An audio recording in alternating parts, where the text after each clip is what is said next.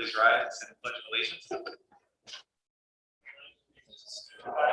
United States of America, to the republic for which it stands, one nation under God,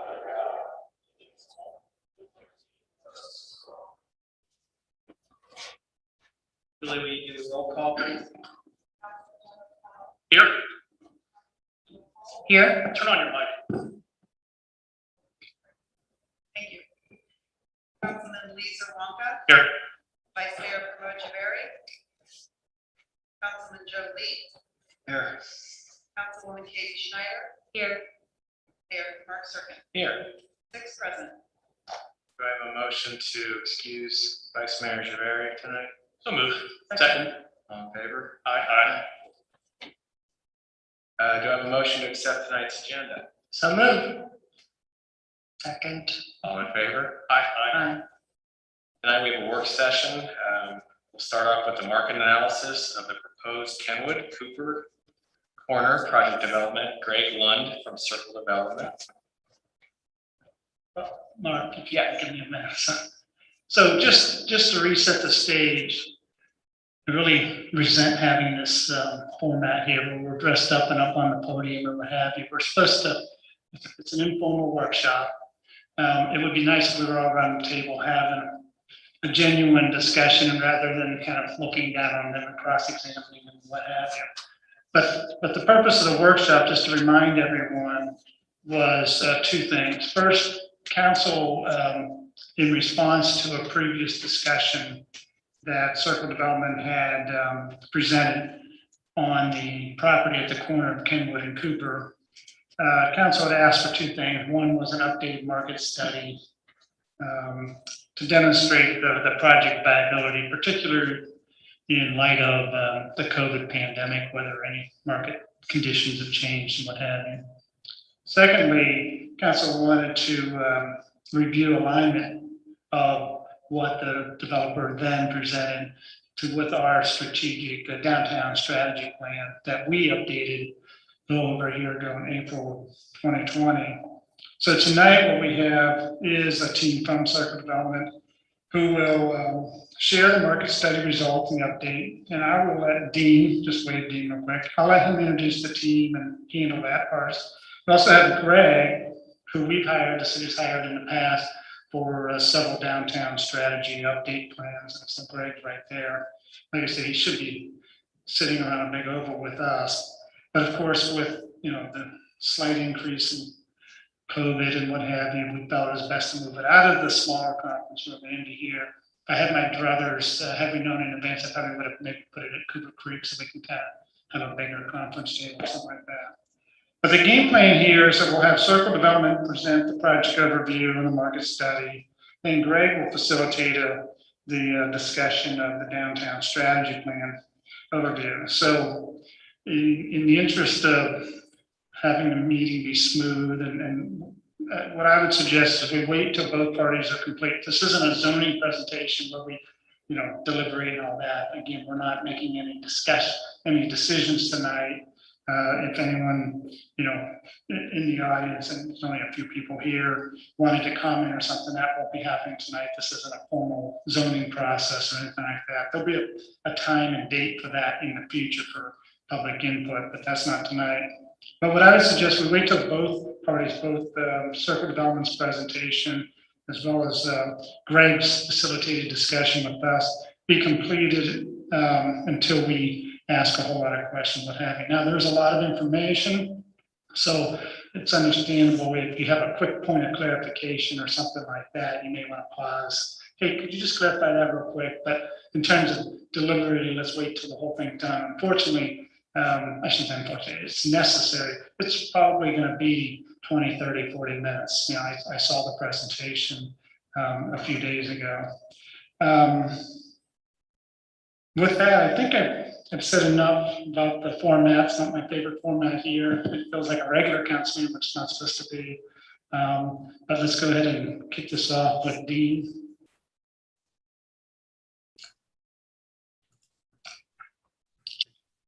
Good evening. My name is Dean Lutton. It's a pleasure to be in front of you again tonight. Here in the chambers, we have John Bishop and Greg Lund with Circle Development. And then remote, we have Tom Leon, consultant hired for market study analysis, so he'll be presenting as well.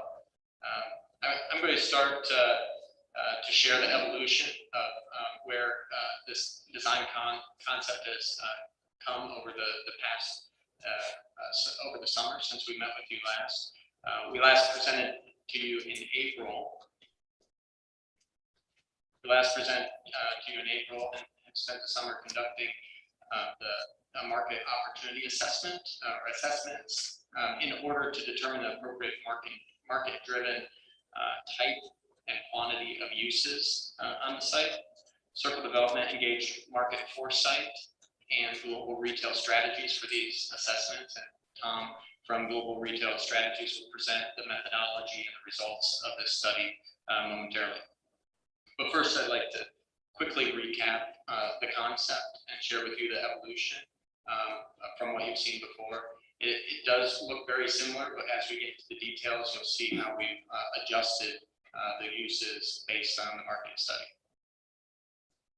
So we all know the current site where Cooper and Kenwood. Obviously, this is a little dated since the city has raised some of the buildings to prepare for future development. As a recap, the total site's approximately 6.3 acres. The city owns approximately 2.5 acres, and Circle Development has control of about 3.8 acres of the site. It's clear that the city is serious about taking an active role in the development of this site, especially with the downtown strategy plan and acquisition of the land. Obviously, it's an important spot in the city, and we're excited to hopefully be a partner with the city in the development of the overall site. This is the image of the center park, which is the heart of the project. It's where all the pieces and parts come together. It occurs at the mid-block along Kenwood Road and has a direct connection to the convenient structured parking hidden under and behind this area. So people parking at the site can come right out to the retail, shopping, entertainment, right at the center of the site. Our vision of the site combines a diversity of uses. We've incorporated retail shops, restaurants, entertainment venues, along with office, residential, and outdoor gathering spaces.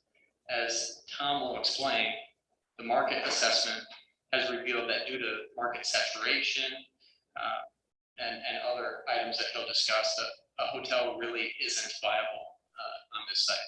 We thought maybe that was a good play earlier, and he'll explain why it's not recommended for the site. So we've actually removed the hotel from the plan because it would not be viable for a number of years after the intended completion build out of the site.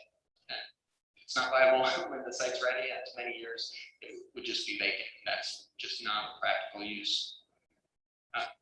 However, the site's fair share of retail, restaurant, entertainment, residential, and office uses in the market indicates that we should actually increase all those uses. Now, we haven't increased the residential, but we have increased the retail, restaurant, and office uses, moved into that site, the footprint where the hotel used to be, and actually added a second layer of office on the corner here. It's not represented in the renderings yet, but that's what we're talking about. So this is retail with, it was a second level of office, and now we're proposing a third level of office in that location, which further hides the residential that's pushed back from the street.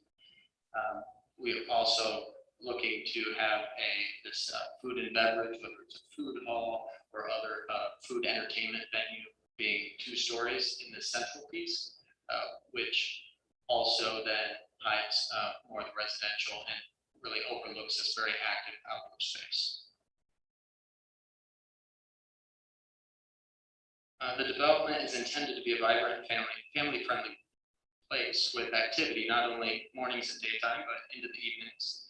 This image at the corner of Kenwood and Cooper shows the corner plaza. The building pulls back to provide a release, a gathering space with active and passive elements to engage the pedestrian. As noted in the previous image, we are proposing adding another level of office above. What we found when we were studying the model to do this, we actually were a little excessive in the floor to ceiling height of the retail and office in this area. So the next level of office wouldn't be another level higher, wouldn't be way up here, it would only be about 8 feet higher than what you see in this image. So making that second level more appropriate floor to ceiling, and part of the reason we had it higher was to help hide the residential behind. Since we don't have to do that with another level of office, we're able to continue. Obviously, you don't see the residential from here, but we're able to just increase that by about 8 feet, which is well within the 60 feet overall that is permitted on that corner. We're closer to 50 feet.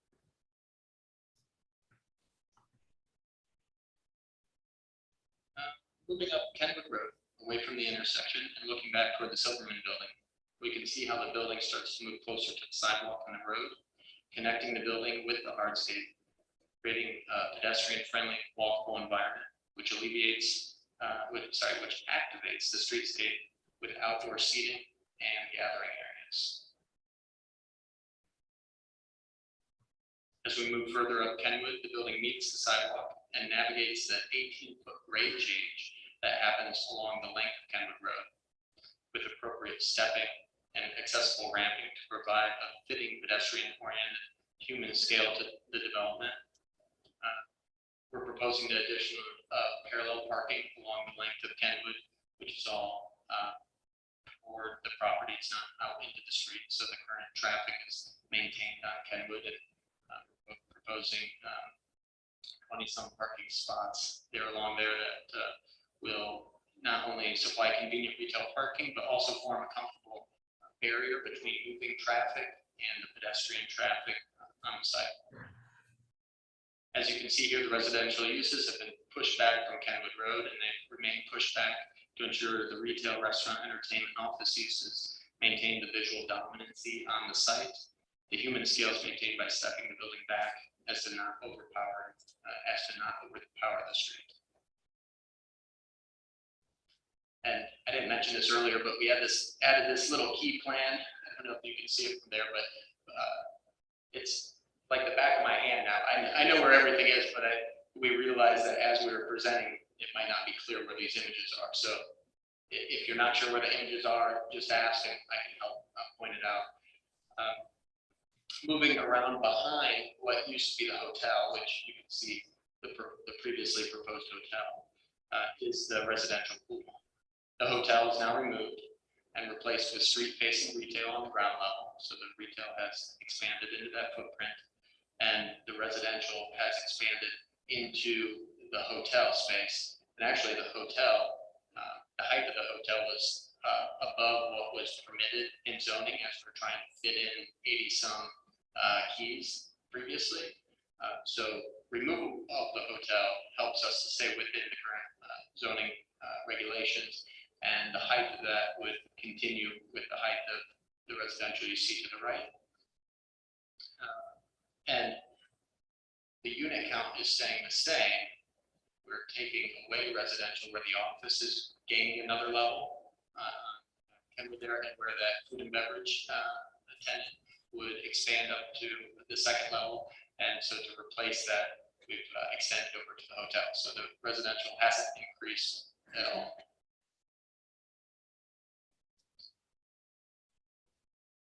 And then at the opposite end of the site, we're standing with the railroad tracks to our left. This is Cooper Road. Looking to the far right is Kenwood and Cooper. And the previously proposed one office over retail, we would have another office level aligning with the height approximately of what the residential piece is there. So this is looking at the residential lobby entry and the amenity space that's on the ground level. Keeps the street level active, more storefront type scenario with 3 levels of residential above. So we wanted to make sure all the retail, office, entertainment, was all facing Kenwood Road, the more active street for that. And then Cooper, as it turns, becomes that residential entry point. The entrance to the garages is along the railroad tracks on the left here. There are two garages, so as they're both mixed-use garages for both the retail, office, commercial components and the residential, and they're all accessed from that backside. And finally, back to our center park. We truly have a heart. This is truly the heart of the community. It's the community focal point. Again, the food hall entertainment tenants plan to be a two-story space at this location, further hiding the residential. So the site plan, previously when you saw the site plan, the footprint is identical to what you saw before.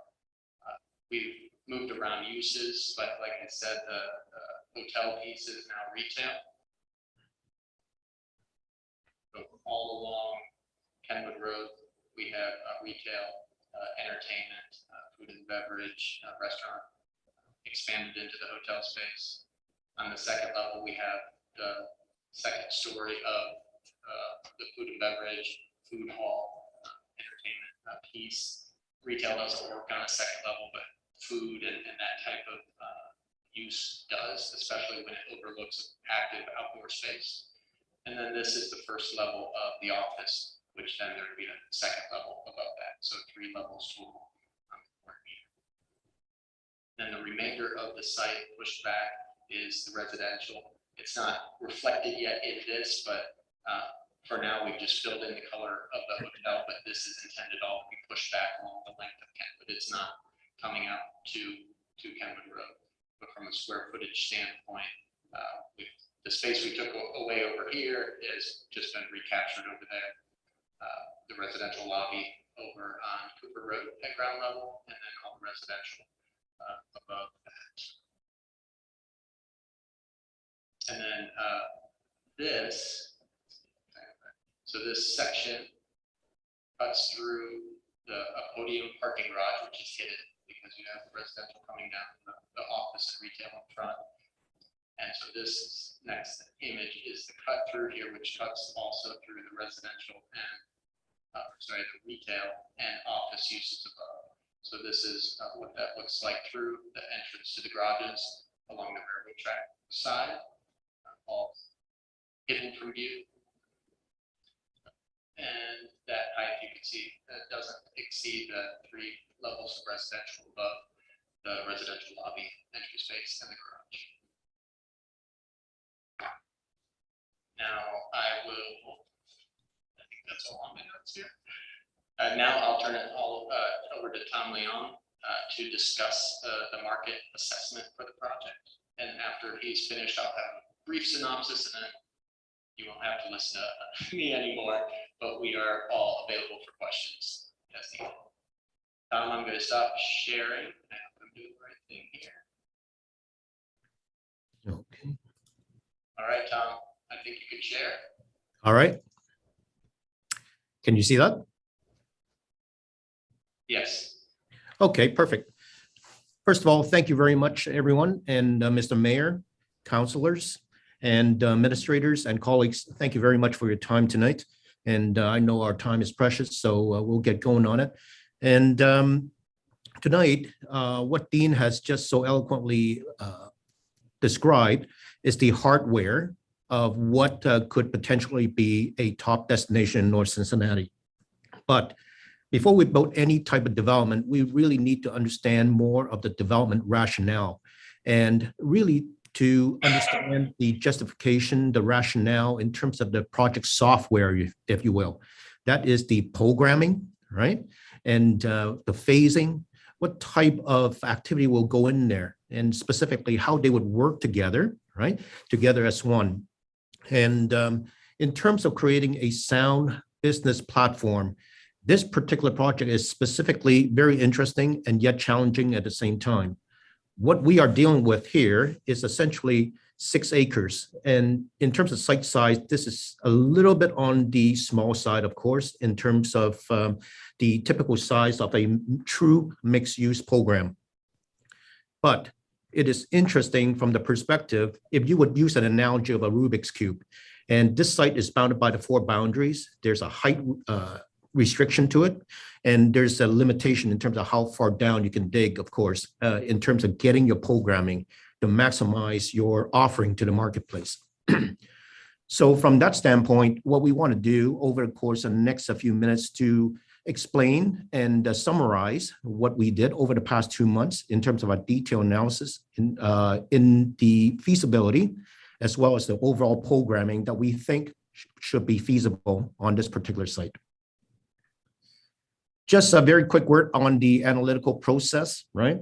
And our report is very extensive, and it was over 100 pages.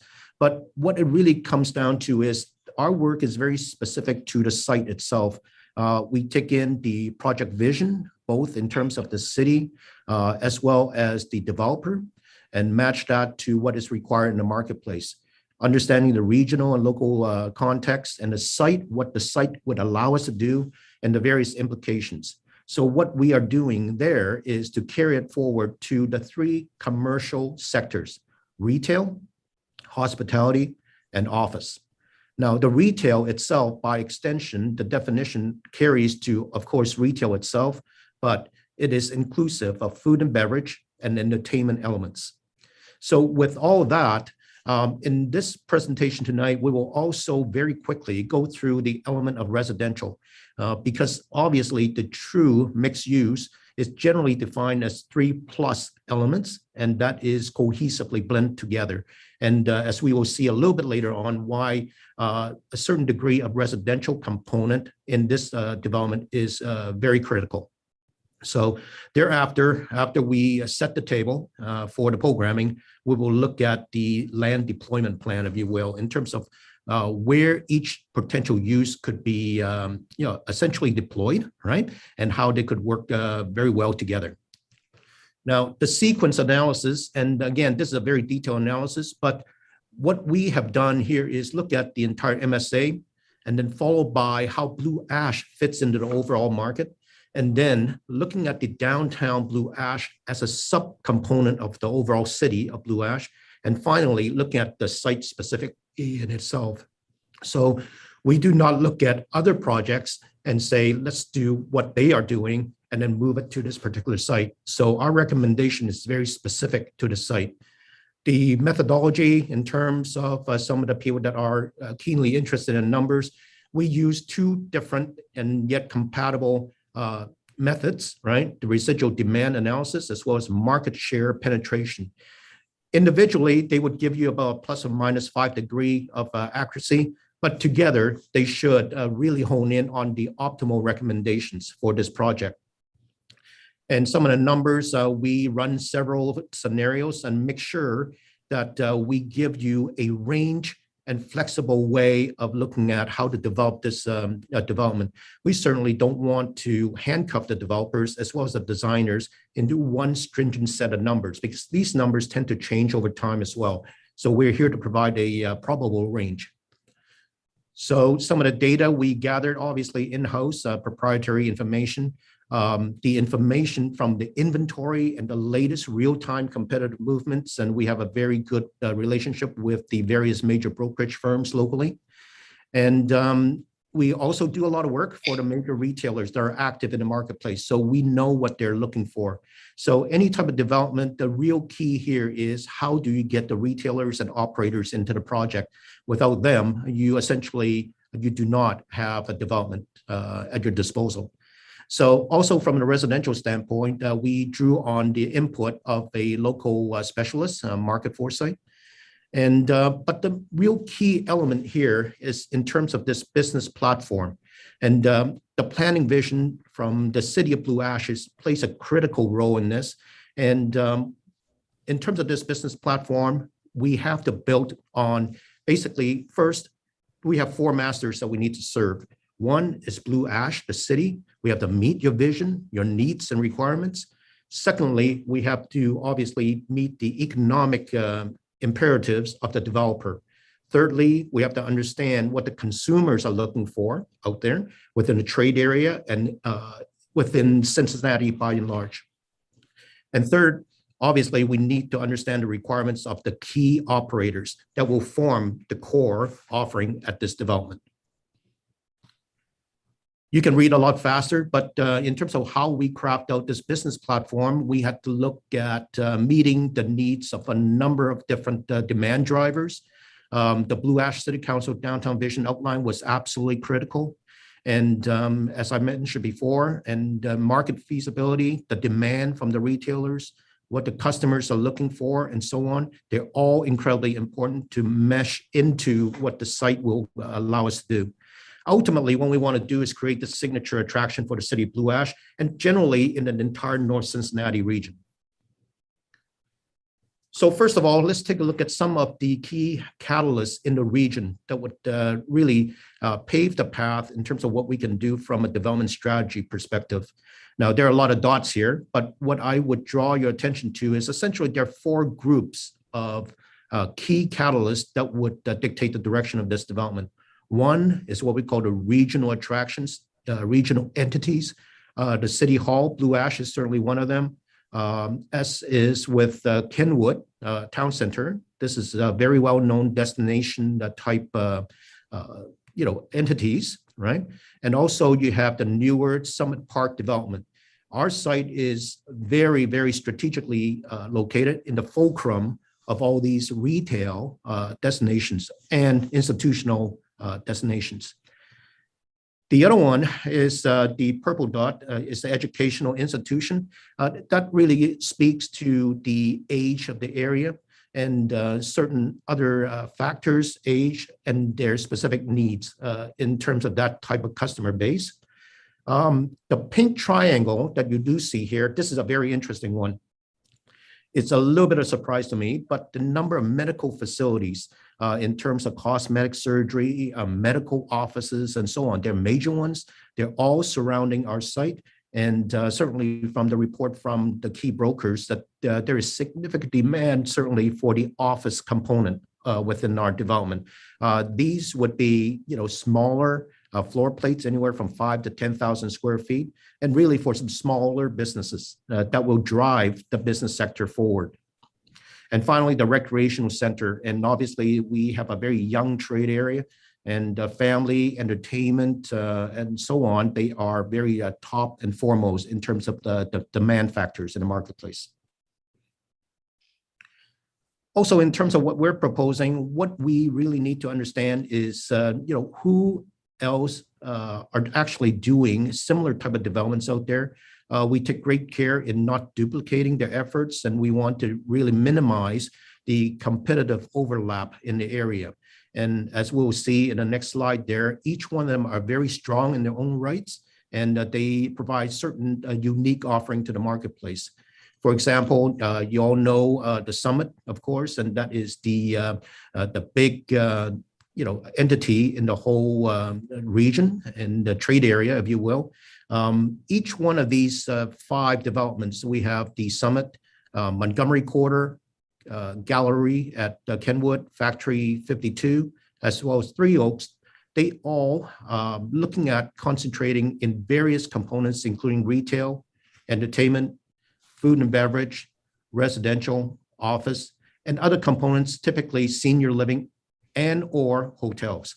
So if you take a look at this, residential becomes a major part of all their individual offerings. Now let's take a look at our trade area. As I mentioned before, our site is actually incredibly strategically located. And if you look at this, our trade area generally covers an area of 5-mile radius, and specifically within this blue outlined area.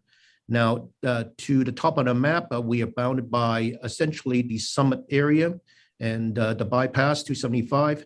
And the south trade area is truncated somewhat by the power and influence of Kenwood Town Center. But within this trade area, we have a very diverse resident profile. We have a very young population base, right? Around 40, 41. But what is so different about this is particularly in the so-called PTA East, the eastern part of our trade area, which is amongst the highest income area in all of the MSA. Now, there are only really two things that are important to the retailers and commercial operators and potential anchor tenants to our development. One is the number of rooftops out there. That is the population base that they're catering to. The other one is really the size of their wallets. And in that particular case, then, in the orange box, 2022, we're projecting a total market potential in terms of retail commercial elements to be $672 million.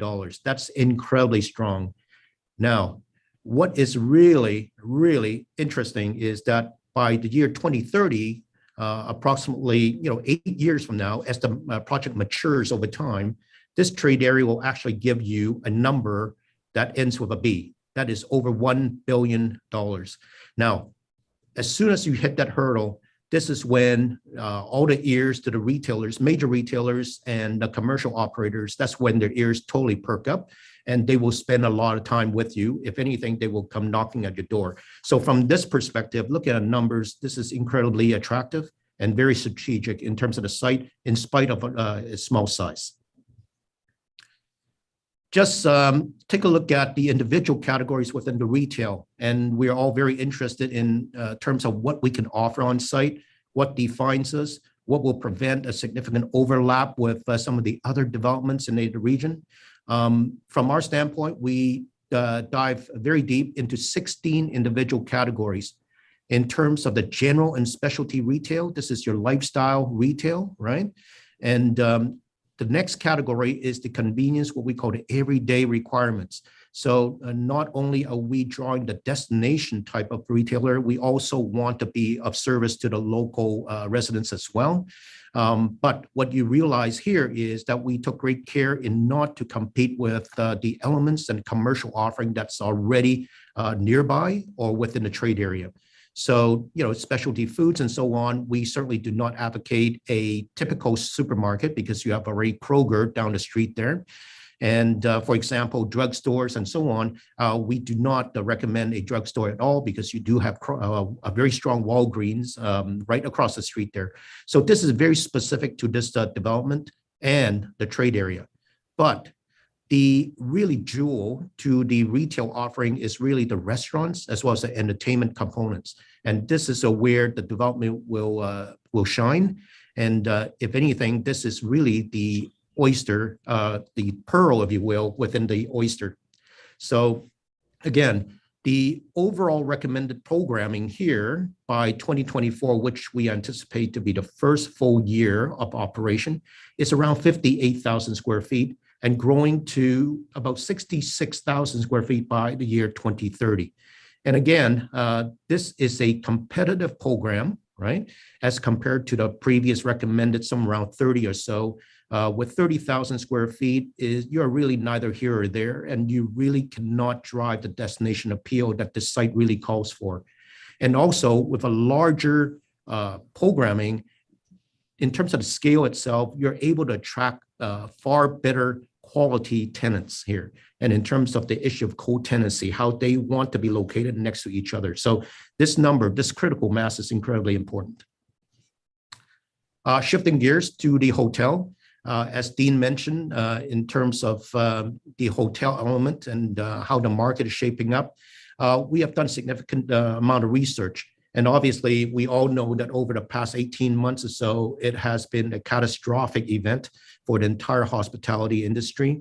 In terms of the city of Cincinnati, the room night was around 6.6 million room nights back in 2019 in a pre-pandemic situation.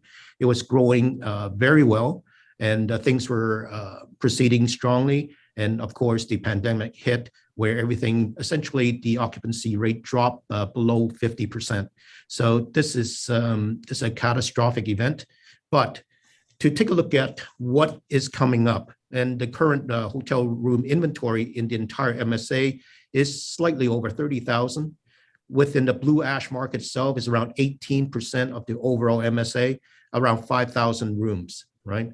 But what is really incredibly important to note here, you have 27 hotels in the general Cincinnati region that is coming up, being planned and proposed for about 3,200 additional rooms. And just within the Blue Ash submarket itself, we're talking about over 600 rooms that will be coming on stream over the next 2 years, right? And the ones that we're speaking of is listed below. The district, there will be 2 co-branding hotels there, Residence Inn, Montgomery, and Kenwood Gallery. And so in total, over 600 additional rooms coming into the trade area. Now, a lot of numbers, but what I will do is draw your attention to the bottom line here, using different growth scenarios and so on. What this essentially tells us is in a more conservative market share for our site, the first hotel that could be justified on site would be at year 2028. And it calls for approximately 138 rooms, right? If you were to use a lot more aggressive market share, if you think our site warrants a hotel for whatever reason, right? Either you view this as a vision for a convention hotel or a very unique niche spa hotel, if you will, the first one that could be justified would be the year 2027. The real issue here is, can we wait that long at a very high risk sector and essentially leave a gaping hole in the middle of this development while all the other components are being built at the same time? So again, the hospitality sector represents a high risk and probably relatively low reward type of development component. Now, shifting gears yet again to the office programming. And again, the pandemic situation have changed the way we work, and where the Blue Ash office really features a higher number of vacancies. And that's particularly with the Class A, what we call the campus built to suit format of office offering out there. But what is not generally being told is the strength of the small business sector out there, the entrepreneurs, the smaller operators that typically require anywhere from 2,000 to, let's say, 10,000 square feet type office units. And that is particularly strong. So what you see up top here, we mentioned Class B, and by no means are we referring to building office space that's substandard. The Class A and B essentially refer to Class A being over 100,000 square feet, and Class B is any development under 100,000 square feet from an office standpoint. So we do not anticipate building that large of a critical mass of office space. So this is the class that we are catering to, particularly for smaller businesses and certainly medical offices and so on. So concentrating on just the range, if we use very conservative estimates, we are requiring at least 26,000 square feet of space, and rising to, if you use more aggressive and more probably realistic market share, this office element could go up to 47,000 square feet. But in terms of our recommendation here is probably the probable requirement is in the 35,000 square foot range. So this provides certainly a workable range for the designers and the developers to find a suitable combination in the overall development. The residential component, and obviously we are in commercial, but the residential component plays a huge and critical role in how well the commercial element will play out. Certainly the commercial element will be the face, the showcase element to this development, but the residential itself plays a very strong supporting role in terms of the quality of the tenants, as well as the performance of the tenants that will be located on site. And also too, it provides a day-long sense of vibrancy, if you will, where anytime from 6 to perhaps midnight, the entire site will be fully engaged. And obviously, as a destination, people would tend to be attracted by other people on site as well, rather than an empty space during the day. So again, this is very important. But looking at some of the numbers, if you will, the core or primary source of where we can potentially attract the upscale sector of the renters is within about 5-mile radius. And that is what we call the study area. And it is actually very consistent with the retail and office sector trade area as well that you've seen a little earlier. Where are these people coming from? Well, the local household that is looking to relocate, either to upgrade their current premises, right? or they're looking to downsize the current homeowners. They're looking at potentially, for example, if there are snowbirders going down to Florida, for example, they want downsize from their current single detached home, but they want to remain in Blue Ash and maintain a presence here. They're looking to downsize in a secure environment, in a relatively upmarket setting. And also, too, this is a critical element in terms of aspirational inflow. The residents, the population from outside of Blue Ash that seek to come in and be a part of this beautiful community. A lot of numbers here, but all I need to do is just draw your attention to the numbers, the end numbers. The data really went very detailed into the 11 different psychographic segmentations, what are the household profile like, and so on. But what is really important is in terms of the more upmarket households that we're going after, currently within the study area, there are over 12,000 households that would fit into that particular category. But not everyone would be looking to relocate at the same time. Some of them are still bound by a lease, for example, and some, probably many of them, are still very happy with their current homes. But generally, based on our study anyways, the range of people looking at new homes or seeking to relocate is around 20 to 25% in any given year. So again, with that in mind, then, given the total of 12,000, we are looking at the potential new home seekers of around 3,000 households in any given year. And in terms of upscale households that we're talking about, their ability to pay rent, propensity to pay rent is a high one, is anywhere from $1,500 to about $2,400 a month. So that essentially craft out a profile what the potential residential element could be directed to in terms of the potential marketplace. Well, what about the supply? Do we have enough supply in the trade area? And in terms of some of the current statistics we'll actually point to is that there are actually quite a lot of smaller type of multifamily developments, typically less than 20 units, right? There are over 135 locations within the study area, this 5-mile radius, if you will, from our site. But the most in demand, the most popular format are the ones in the 200 unit on up, the larger units. And why is that? That is because generally they are capable of providing more amenities, provides more efficiency, and for the developers, given that higher number of units, they can provide, again, more amenities, provide larger units, and so on. And also the market also bear out the fact that there's only 8% vacancy on some of these larger residential developments, as opposed to single family detached, which is double the vacancy. So the market actually is speaking volumes in terms of direction of the rental unit needs.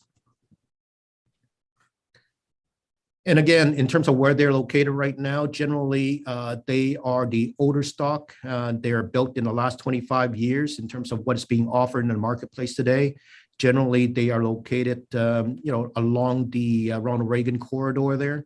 And there are a couple closer to our site. Only the 4900 and the Summit have been built over the last 5 years, and they're still ongoing at the Summit. Newer products, including the gallery at Kenwood, that is coming on stream, probably opening up in the last quarter of this year. And Montgomery Quarter is slated to be mid to fall 2022. So the market is actually quite slim in terms of the supply going to address this very strong demand sector out in the marketplace, that being the upscale renter base. So just to wrap up the residential development consideration, the people that we are targeting and in fact looking for this type of product, they're highly mobile. They're looking at a very strong set of amenities on site, and they're very selective in terms of what they pick. And in terms of Blue Ash right now, they're very limited and aging supply. So we see that as a very strong opportunity to actually add vibrancy to the overall site itself, and certainly to downtown Blue Ash in a very judicious way. And in terms of efficiency, typically it's around 285 to 325 units, right? But that is really up to the design team. We certainly don't want to shoehorn any large number into the development. It has to be done in a creative and pragmatic way. So again, what we are aiming for initially, the design target is 250 to 300 units. But again, that is really subject to the design, efficiency, and the format that that is called for, and the amenities that are available. So this is an important component, but the actual programming is really contingent on the ultimate design of the offering and how it works with the commercial elements. Well, let's get back to the showcase element, that being the retail and commercial elements. And this is where this development will truly shine and actually become a destination over time. In terms of what the retail components could be, you have seen the three segments here, the general and specialty retail, and we are really catering to more the lifestyle orientation to cater to the younger family, the younger individuals, and perhaps younger couples. And the everyday retail, right? We are calling for specialty foods, not necessarily a full-scale supermarket, because I don't think we have the space for it, nor do I think that is really the best and most strategic way to go. In terms of specialty food operators, be it the cheese shop and produce and so on, and we may even think about a Trader Joe's, for example.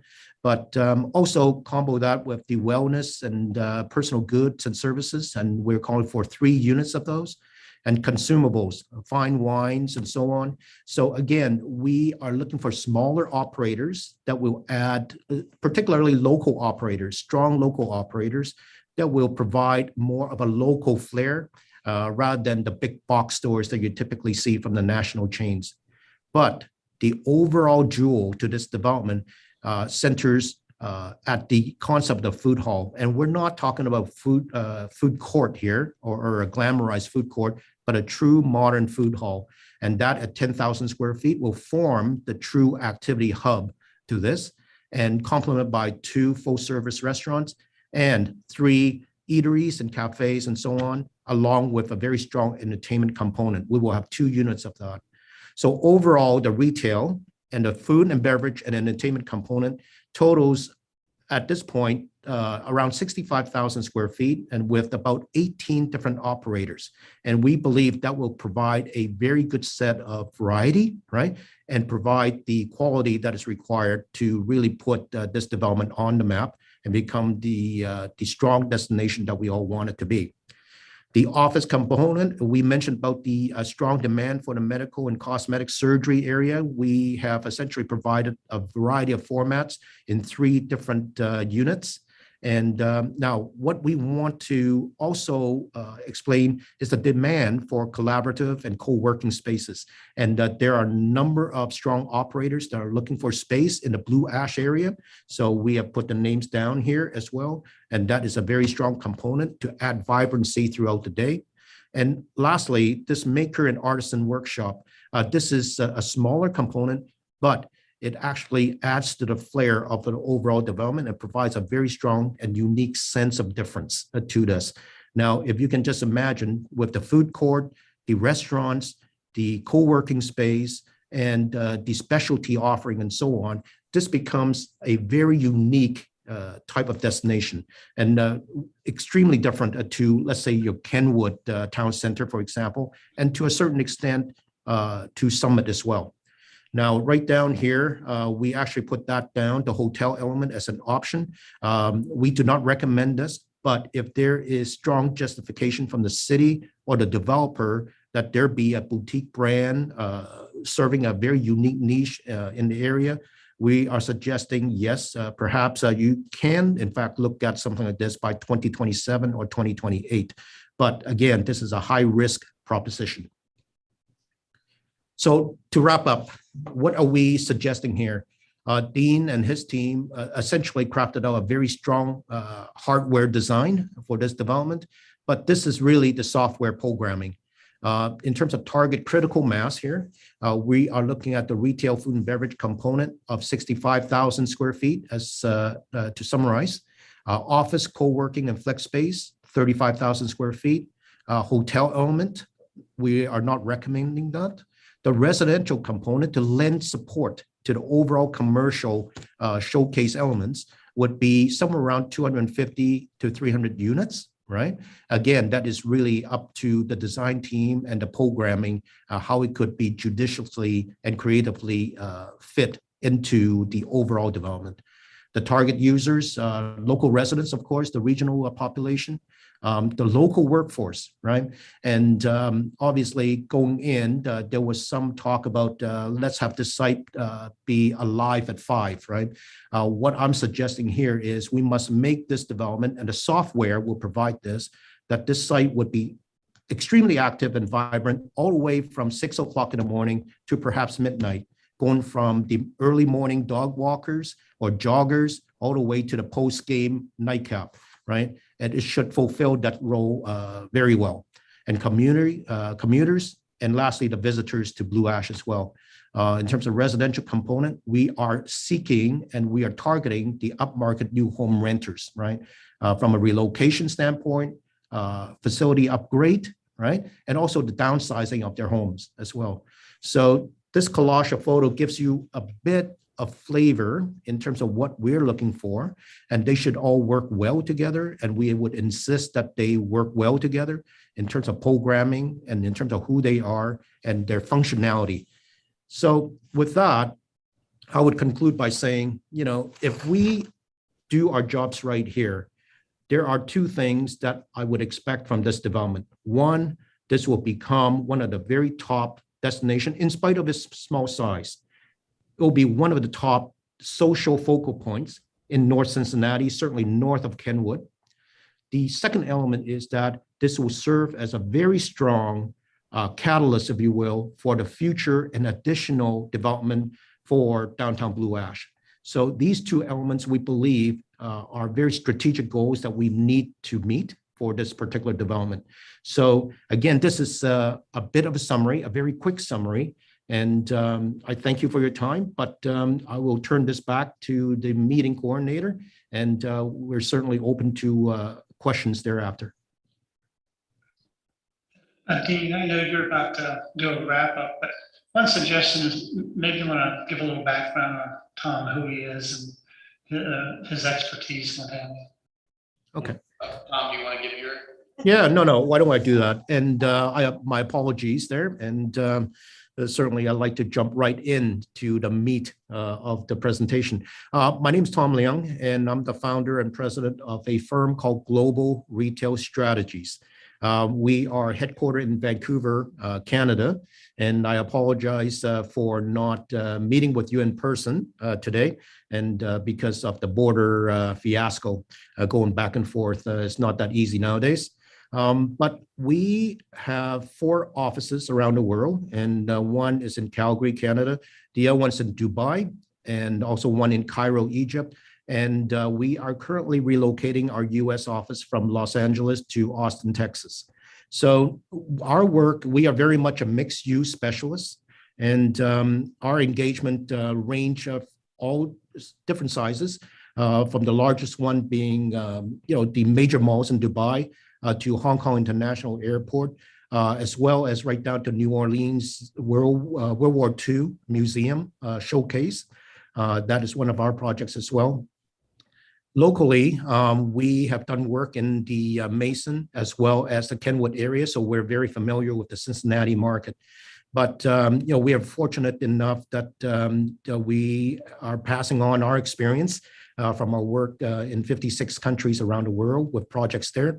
So with this particular development, really takes a bit of strategy to put together a workable plan, just given it is small size, and so much is riding on it in terms of its ability to deliver on the various vision and requirements. So, that's a bit of a background, and our firm's been around since 1994. And myself, I've been in the retail and development industry for this is my 36th year now.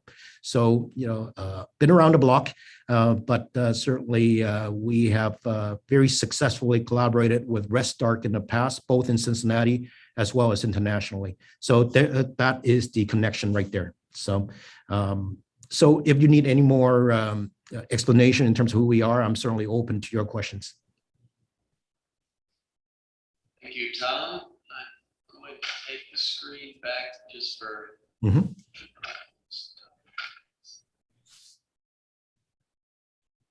One more slide. So in summary, we're creating a destination by providing a critical mass of retail, restaurant, and entertainment tenants. We are providing a built-in customer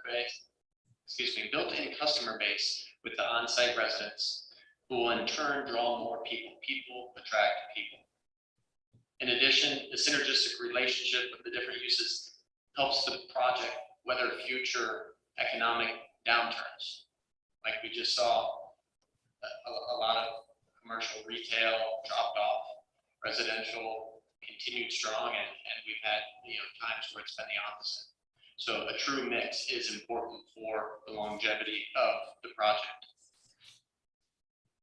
The concealed shared mixed-use parking is provided to promote a walkable, pedestrian-friendly streetscape and hides that parking. It makes it pedestrian-friendly and walkable.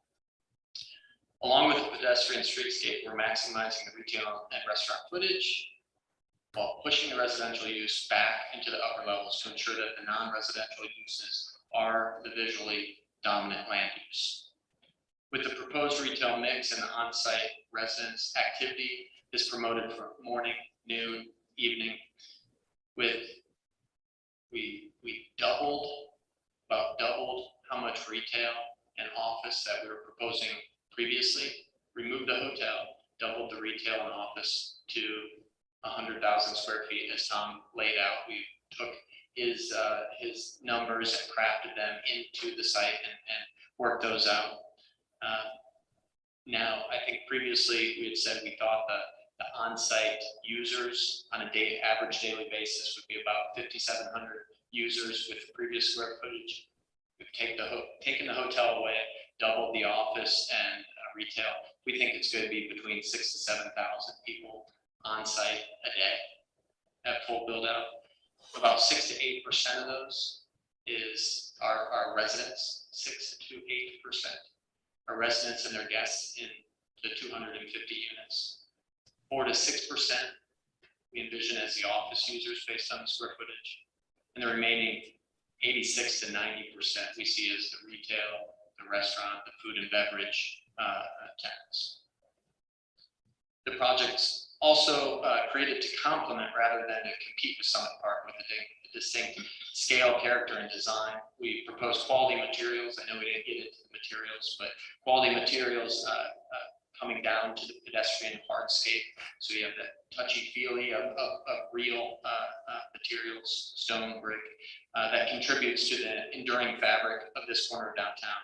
We believe this can be the cornerstone to promote your downtown strategy plan. We're excited to present this refined concept and the lifestyle in which it promotes for your consideration. We believe it's an extraordinary project on a unique and special site that doesn't come along every day. And I know you all see the importance having crafted a vision for downtown and acquired this site to promote the development. So we hope we have the opportunity to work with the city with this exciting mixed use project. And I'll turn it back over to the city manager. Yeah, thanks. So now we'll have Greg come up, and the request again from council is, hey, how does this align with some of our strategic plans for downtown? While Greg's getting set up, I guess I'll just reiterate the obvious, but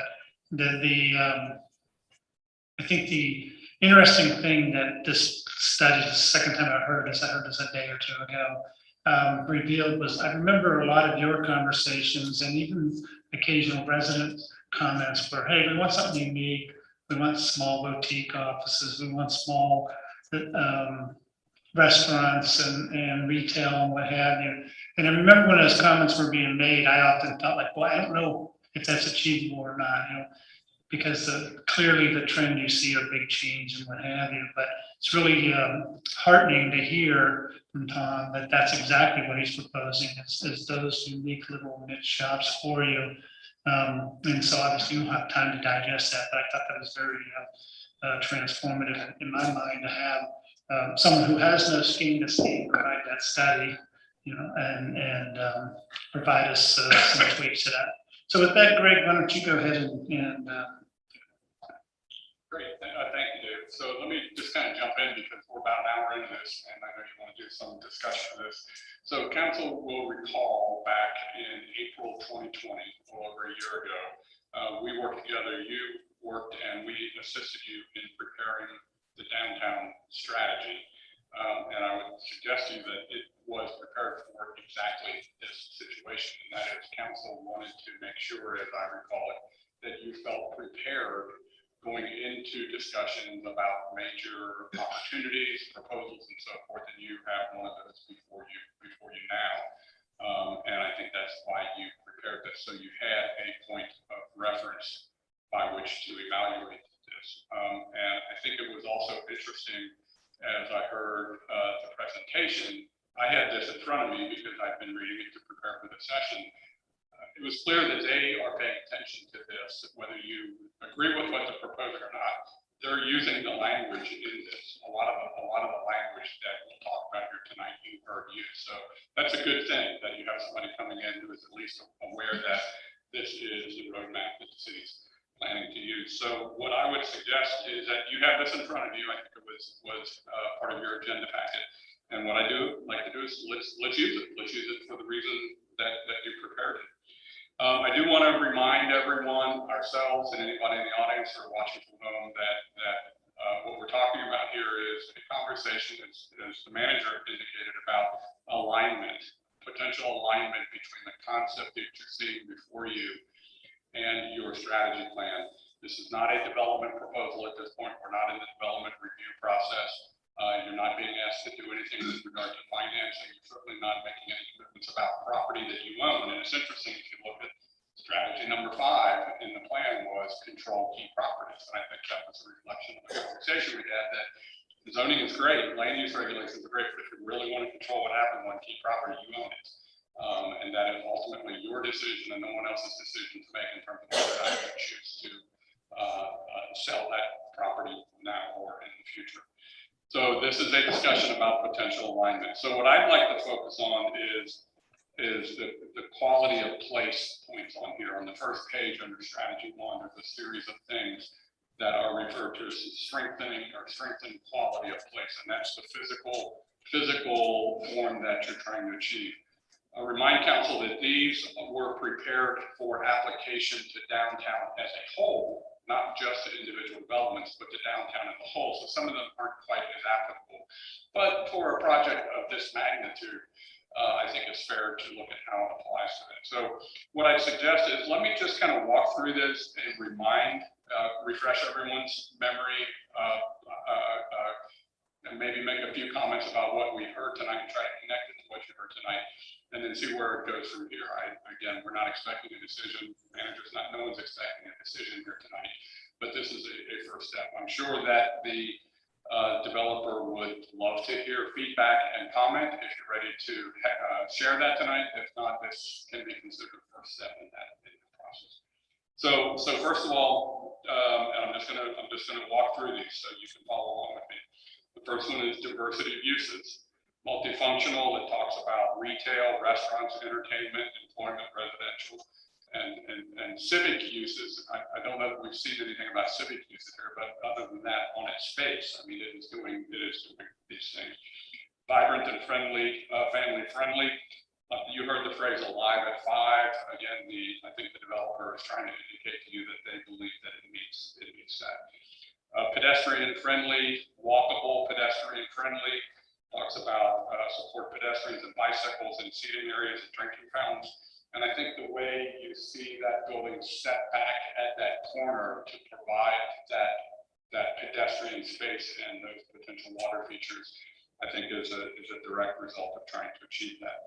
Human scale talks about architecturally compatible with the human scale and pedestrian environment, strong physical relationship to pedestrian-oriented streets. That's a little bit more of a judgment call. Obviously, that's a subjective kind of thing. In terms of the architecture, I would caution you, what you see here is an effort to give you an idea of what would be proposed. This is not the architectural renderings that ultimately you would see. That would come at a later phase. These are concepts for the kinds of materials and kinds of articulation and so forth that I think they're envisioning, but you know, that is what it is. Downtown continuing to be a focal point, central community focal point and gathering place as a whole downtown. Complementary to Summit Park. You heard the applicant, both the applicant, the developer and the market expert talk specifically about that. That may be things that you want to pursue further, but the extent to which, both from a market and a use perspective, this is complementary to Summit Park. And I believe, if I remember correctly, what you were concerned about is that it not essentially compete with or try to replicate what you're trying to achieve with Summit Park. Residential, there's no question from my conversations with you all in the past that this is a key point for you. So the key idea here is that while residential uses should provide activity and market support, they should not be the dominant land use. I suspect that's where council is going to want to spend some considerable thought. When we talk about dominant land use, we've had some discussions about this with David and Kelly. You know, it depends on how you define that. From a square footage perspective, residential is probably the largest use. From the perspective of people on site at any given time, it's probably relatively lower in terms of the other uses that would be on the site. You heard the developer characterize it as it's not dominant visually because it's not the thing you're going to see as you're walking by. It's not the thing that you're going to see as a visual dominance because it will be in the background. But that's something for council to chew on in terms of whether or not it meets that requirement. The library, I don't know that that's applicable here. I suppose it's theoretically possible the library could end up in there, but that's not before you, so I don't think that's really on the table. Town Square is its own thing. Infrastructure, I don't think we're there. At some point, if this gets into the development review process, you're certainly going to want to make sure that the streets are adequate, that sewer and water and other infrastructure are adequate. Parking, it talks about parking should balance the need for efficient parking for visitors who visit, work, and live in downtown with the desire for a pedestrian-friendly environment. My recollection of that discussion is we didn't want parking to be a dominant land use visually. I think we're trying to get some, seats and asphalt, seats and parking, and I think that's what that's doing. Strategy 2, it's just talking about being proactive and flexible, which I think you're doing. Strategy 3 talks about setting fiscal parameters. Again, you're not there yet. We don't know what kind of financing package is going to be proposed here. We don't know, what the fiscal impact is going to be. That's further down the road. And then strategy 4, again, is just kind of a restatement that we have a land use plan, we have a zoning code, and those will continue to be tools that are applied to this in concert with this strategy. So that's I think at least the way I would look at it. Mayor, I would open it up to however council wants to handle this in terms of comments or questions or discussion, or however you want to proceed with this.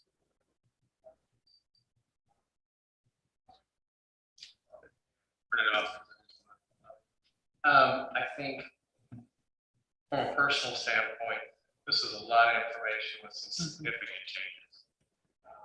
I'm sure we all have a couple questions, but I'm going to hold a lot of my thoughts until I maybe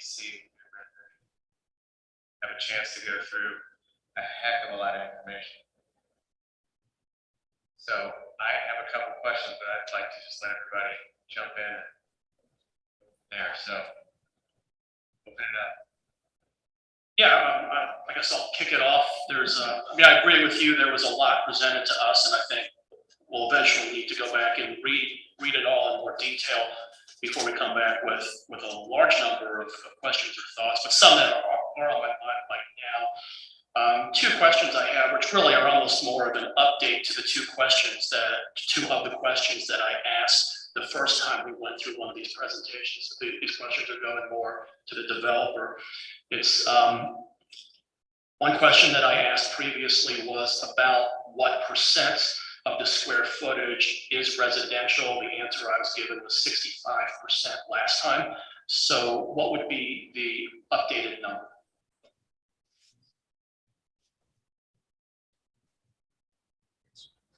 The overall square footage is approximately the same because the hotel square footage that we took away was then taken over by the shifted residential and office. So it'd be approximately the same percentage. Okay, and are you still envisioning that 100% of the residential would be apartments as opposed to condos or something else? Yes. Okay, another question, again, this is kind of an update of a question I previously asked. At the last presentation, you said there would be about a 75-foot gap between the western edge of the property and where your development would go. Is that still the number, or has that number changed? The gap on, Meaning about, that you were going to build about 75 feet off of the western edge. yeah, so the closest point, I don't think we've moved the building corners, but if I could show the plan, can I grab the mouse?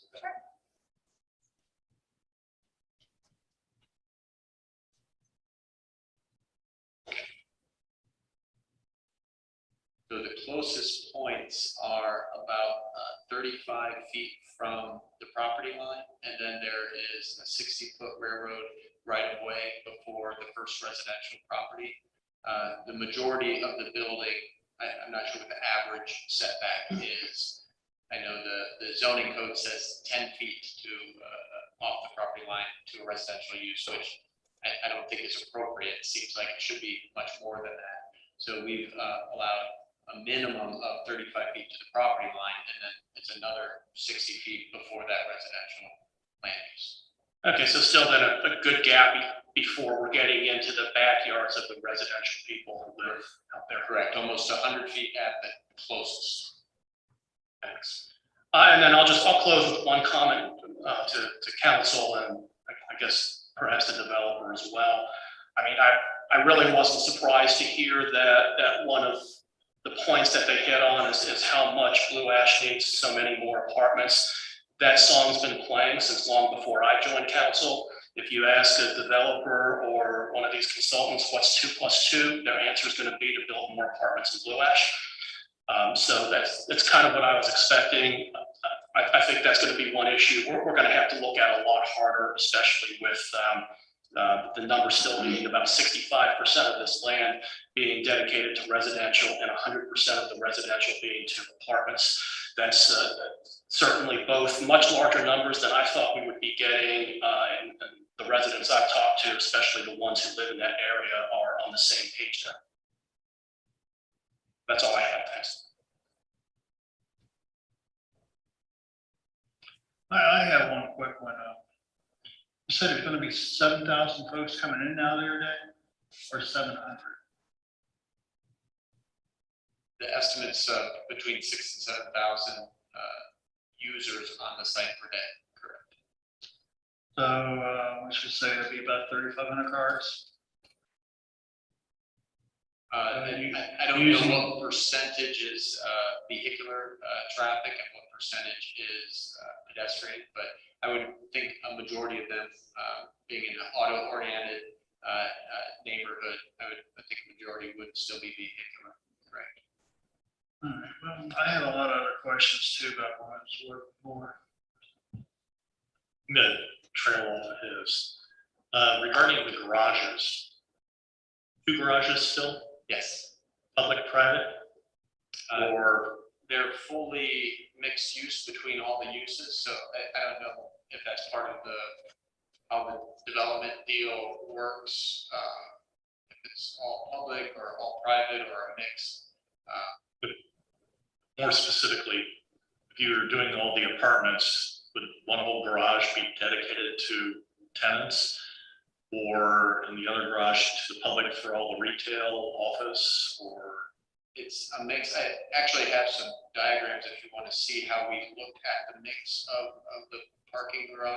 I didn't want to get too much in the weeds. Nuts and bolts, yeah. But I'm happy to share that if you'd like to see that. And as far as this particular slide, traffic access is still coming off of I guess, Blue Ash Road and Cooper on that intersection right there. Blue Ash and Cooper, and it loops to Kenwood. So we have a complete perimeter on the back and side of the project for both Fire truck access and vehicular access to the garages. Does that access come on down to Kenwood right there also? Yes, it does.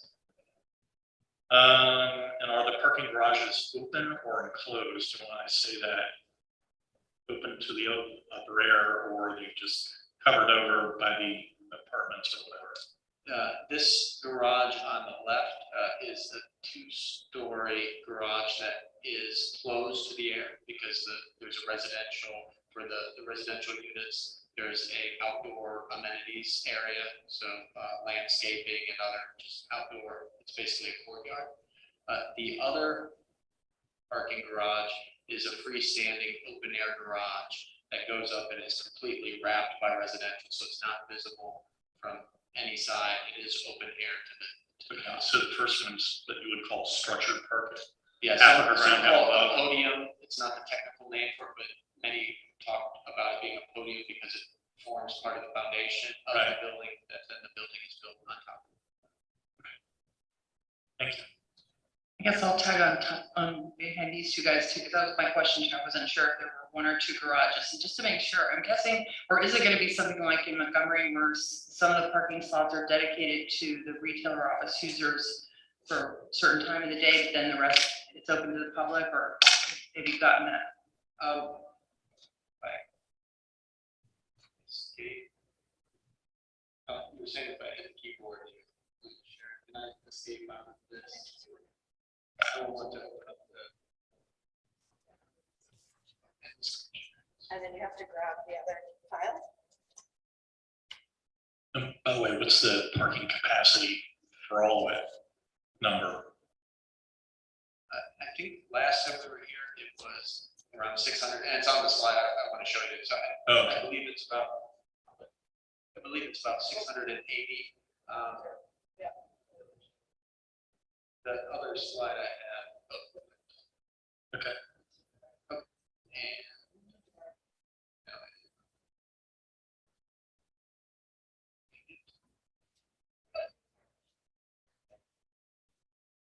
yeah, since the hotel went away, that took away, there were about 85 keys for that hotel, 85 rooms. So that took away some of the capacity that we needed.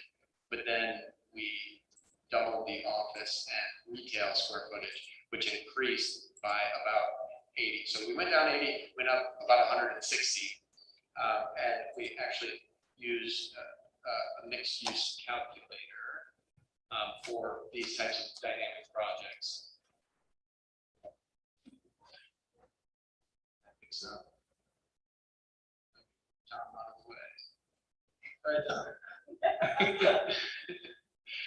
So here are the two garages. So the building, you can see the footprints of the buildings around the perimeter. We cut those away so we can see the garages. The 2 levels here and I believe 5 levels. We essentially added another level to that garage to make up for the added capacity we needed. Looking at the mix of uses, and it's hard to see here, but if you took, so each one of these colors is a use, restaurant, retail, residential, and office. And at full capacity, those are the amounts that you need. So if you were to park every single one of those at full capacity, you need 813 parking spaces. But when looking at it dynamically over time, especially office and residential, they don't have their peaks at the same time. We can actually take that down to 600, I think that says 58, is that 58 or 68? And what you start to see here is at, I think this is 8 a.m., 5 a.m. So before anything else opens, most of this is residential. There's no office or anything else. And that's this part in the chart. As we move out through the day, residential lessens, not as much as it used to because of COVID. A lot of people are staying home, but it does lessen. People are leaving during the middle of the day, so it does narrow down some. And you start to get the other pieces and parts. The striped pieces are the retail and restaurant. This, what appears to be brown on this is office, and this is near the office component. So we're showing the upper level of that 2 level being office. There's still residential, and maybe there would be some spots that were always residential. We'd have to figure out how that dynamic mix in the final project works. And you can see in the tall garage, the top portions of that are always residential. And letting the retail and restaurant patrons coming out the public, being in those ground level spaces, able to get out easily and conveniently to the street. So our worst case scenario, or our most capacity here, is at about 8 p.m. Your office isn't there, or is barely there, as you can see by this corner, but you have all your retail, food and beverage are still in full swing, and people come home from wherever they work to their home. So in the end, we save, I think it's 150 some spaces by doing a true mixed use garage, trying to be as economical as possible with the garage and allowing that flexibility. That might be too much information, so I didn't want to get That's into it. good, but I guess just another thing I want to throw out there, I know that this is another change that happened during COVID, is that people became a lot more interested in being outside, walking and biking, and I know we're very auto-centric community, country, whatever, but I don't know if you guys will be looking at ways to really promote and make it easy for people to walk to and bike to a thing like this. This is, people are worried about a lot of auto traffic and increase in congestion. I think there are a lot of opportunities on the site, whether it's because of all these setbacks in these outdoor spaces, either to have bicycle parking in those locations or undercover in the garages. There's, the corners are always underused, and there's the ability to do that. I know the residential tenants would have their own, a lot of them will have bicycles, and they don't want to get in their car every day as well. So there'd be storage for them as well. What do you qualify as amenities for the price point of the residential? What, do you have an idea on the list of what makes it unique, okay, for the residential to do that? I think there's a lot, we haven't gone into an in-depth discussion of individual amenities, but we do have, from an outdoor amenities, we have two distinct courtyard spaces. One that's the pool space at the north end behind where the hotel used to be, so very active, pool centric, and then the outdoor space that is around in the courtyard that's above the parking garage. I think I had the square footages on one of the slides. I don't remember what those square footages are, but in addition to that, on the ground level, so slide. Basically, where the blue circle is on the left side of the purple, where the entry is on the ground level, that whole portion is envisioned to be fitness, co-working for the residential. A lot of the developments that we're working on, especially with COVID, even before COVID, but especially with COVID, a lot more people working from home, wanting to meet people in a professional setting that's not their living room in their apartment. So having co-working spaces like that, having gathering spaces, spaces that they could rent out for small get-togethers or parties that have a kitchen and other pieces, almost like a enhanced residential unit, but with more entertainment pieces. Some of the things we've seen with some of the other similar apartments downtown. How about elevator access, ADA compliance, maybe even assigned parking, so they do know they have a parking spot whenever day or time, that kind of thing. Yeah, and certainly, obviously the accessibility would be meeting all ADA and fair housing requirements. We're envisioning, especially because the way the site steps up 18 feet from one end of Kenwood to the other, having multiple locations within the buildings with elevators and having two distinct garages. Obviously, there's elevators that are more for the commercial retail tenants and those that are more for the residential tenants to ensure security for the residential tenants, and so people that are there to shop or go to the office have a professional front door to the office, and they're not necessarily mixing with the residential pieces. So certainly having dedicated parking spots might be one of those amenities, especially on the upper levels where you're never going to have retail food and beverage clients coming. Questions. So in the beginning, you were proposing adding a third level here and there, and is that, I assume, to meet sort of recommendations from the market study, and how close are you to those square footage recommendations? Pretty close. We are, yes, we have gone through and have adjusted our rough model that we take the calculations off of it. We're within, 10,000 square feet, plus or minus of that 100,000. And this is just a concept, as I think was stated earlier, as we develop and, partner with the city and understand, maybe we want more office, maybe we want less office. That's why we didn't go to the point of modifying all the footprint and everything. We just wanted to see, can we fit 100,000 square feet on this site? The Kenwood Road frontage is limited. We don't believe there's much of a retail play as you turn Cooper. Those tenants would be less viable. You wouldn't be able to get the quality of tenants that you would on the main street. So we wanted to make sure the frontage stayed on Kenwood. Obviously retail not wanting to be on the second floor, that just isn't viable. But in looking at the food hall, pieces that can extract, pull up to the second level, and the more boutique office component that allowed us to gain a little bit of that vertical off the street and get that square footage back. So in lieu of completely redesigning everything and trying to meet a demand that, we don't even know if you all like it. So we want to create a vision for a lifestyle. If this is what was ultimately built, I think it'd be wonderful and beautiful.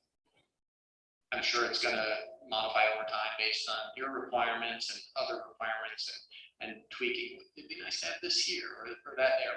That's certainly part of the process, but we're really looking for the vision, the lifestyle of this active, mixed, dynamic lifestyle that is unique to a downtown environment. I think my next is more of a comment. I'm surprised by the 6 to 8% of the. I guess I was expecting a higher percentage that residents would really be supporting it. So that was really interesting to me to hear that the percentage residents is using space. Not using, but the overall users are lower, I guess. So more of just a comment. And my last comment, so back to the downtown planning, we talk about human scale. I know that's maybe somewhat subjective, but my only concern is now adding third stories onto that. How does that change your perception in an area where a lot of the buildings are single story? I think we have that 4-story building across the street kind of softens that. We already have a tall building. So I'm just thinking, I want to know more about that. I'm interested as we go along, how you maintain that, if it's through landscaping, glass, that food hall on the second story, if that kind of helps soften that as well. Definitely, I think if we were to propose even a 3-story glass building like what's across the street, the articulation in that is minimal. It feels like a big glass wall. There's no human scale. From far away, it could be really big, it could be really small. You can't tell when you get up to it and say it's really big.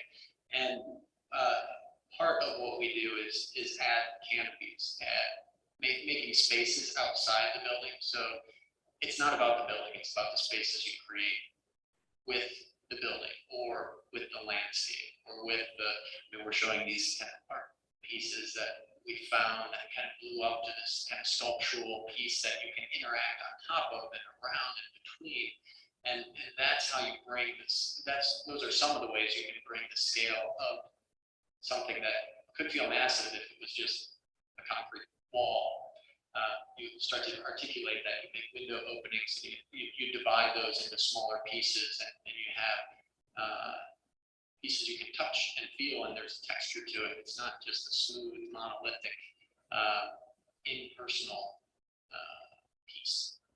So there are a lot of, you're right, there are a lot of ways, landscape and especially when we get into kind of this heart of it, we're trying to find pieces where you break this larger space down into smaller by creating seating locations and gathering spaces within the larger element. But then you still have opportunity to have big events. Maybe a stage gets put up every now and then, and you have a small performance, and it acts as one big living room instead of small, nooks around.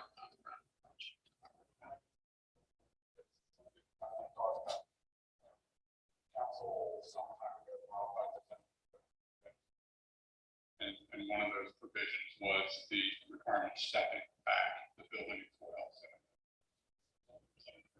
that's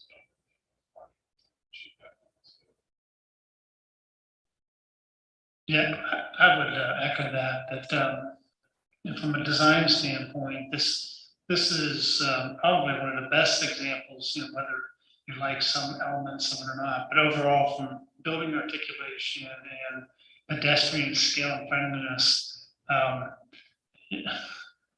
can't think of anything in Greater Cincinnati that has the potential in some of this. And that's not hyperbole either. Dean touched on a little bit with step backs and angles, articulation in the building. There's even you went a few weeks ago with us to Upper Arlington, and I tried to highlight how it's a very attractive and good quality material, but they still didn't have near the articulation of this.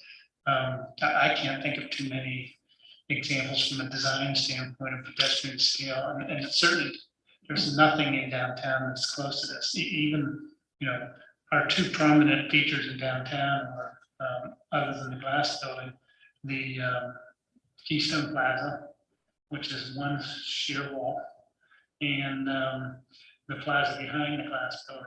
Now, they've got different storefronts behind, but it's a sheer wall in both cases. This won't be anything near that. So this actually gets a A+++ on design. You may have other particular technical questions about flow and this and that, and you may feel intimidated by size because it may feel big. But again, this is an urban environment.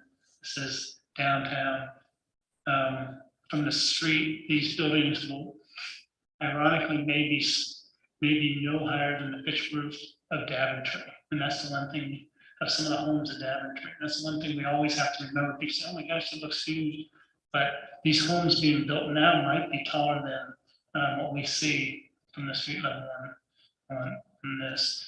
Certainly, they wouldn't exceed what you saw in the Marymount condo buildings and what have you. So they really did do a good job. I know it's tough for non-practitioners to really dial in on that and focus on the math of floor prints and how much is residential, not residential.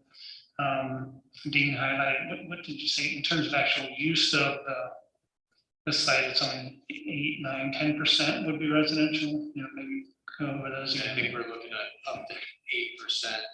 So the thought is 250 units, 450 to 500 people, and that's including visitors. So you have people living there plus their visitors.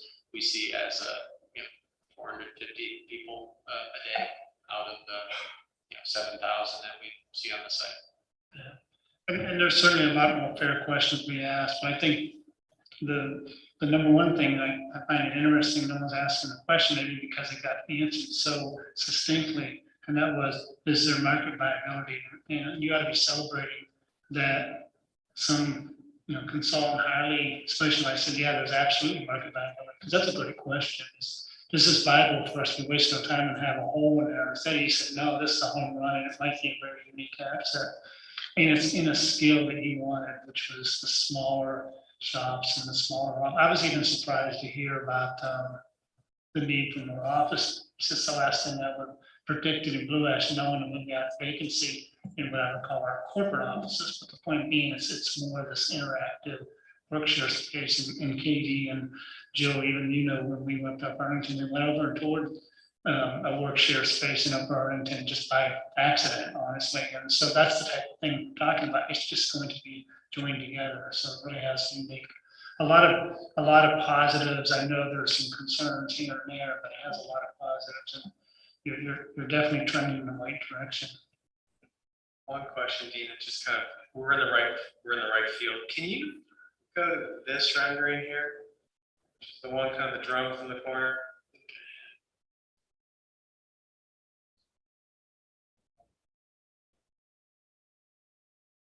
Okay, since we don't have the updated rendering, I just want to be clear. Hotel is gone, but this edifice moves back and even with this part of the building. Correct. Okay. You're gonna add 8 feet, a third level, but lower the ceilings of the lower two buildings. What happens with these apartment windows? So that's part of what, when this residential use continues into the hotel square footage, we're losing square footage here.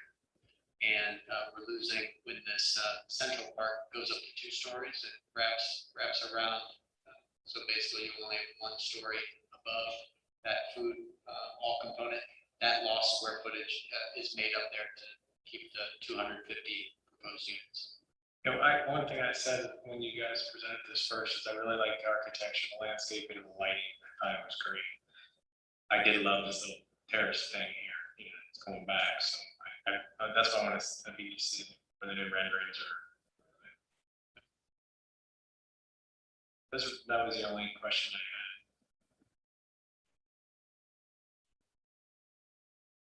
Yes, I have but most of the things which was parking and everything, the members already asked us questions. We apartment, he already mentioned about it's all 100% is going to be apartment. And according to what you presenting is looks very nice, excellent, well thought out. What I like to see is just get all this material, read it, and go through more before I ask a lot of other questions. So that's where I like to stand. I have one more, maybe a stupid question, maybe already resolved, but I don't know the answer. If you're gonna put all, we own 2.5 acres of that, you're putting the apartments on 2.5 acres. Blue ash didn't cut, how is this gonna be worked out?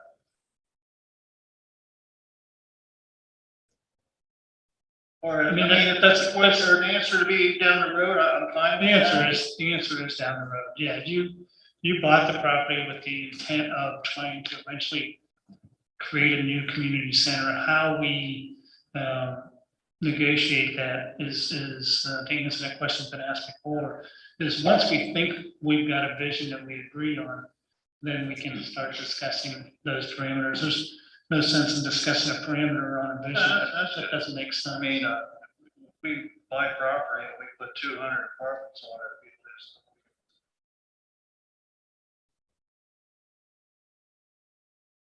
Quick question.